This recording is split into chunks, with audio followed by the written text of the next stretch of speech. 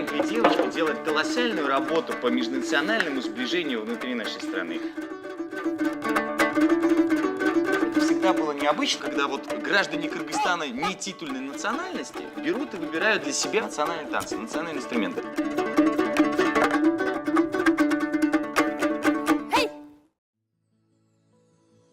Мне нравится создавать что-то новое на слиянии двух разных культур и двух разных искусств, музыки, хореографии. И поначалу для меня было волнительно выступать перед жюри, перед зрителями, ведь я соревновалась и выступала с кыргызами, у которых все это заложено в крови.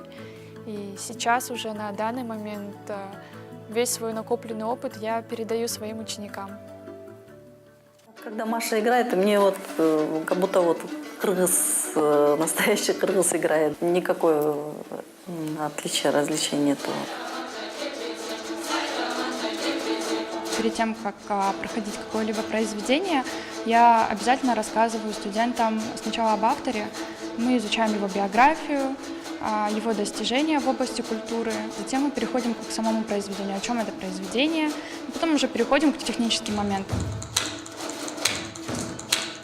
Она очень хорошо преподает, тоже хорошо объясняет. Она преподает очень строго, но все понятно. Она может играть на кыргызских национальных музыкальных инструментах.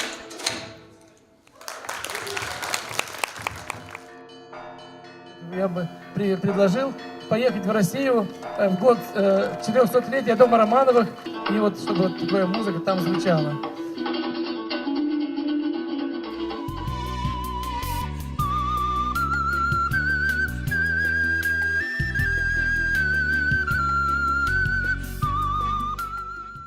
Россия является флагманом, вокруг которого развиваются новые интеграционные процессы. Возникло новое объединение, единое экономическое пространство и таможенный союз. Возрождается экономическая интеграция, возрождается культурное, гуманитарное наше пространство. Идут процессы объединения народов.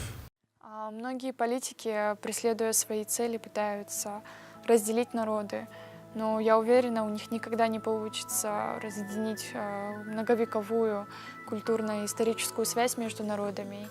И именно культура является надежным мостом между народами. И для меня очень приятно, что люди в моем творчестве видят мостик дружбы между народами России и Кыргызстана.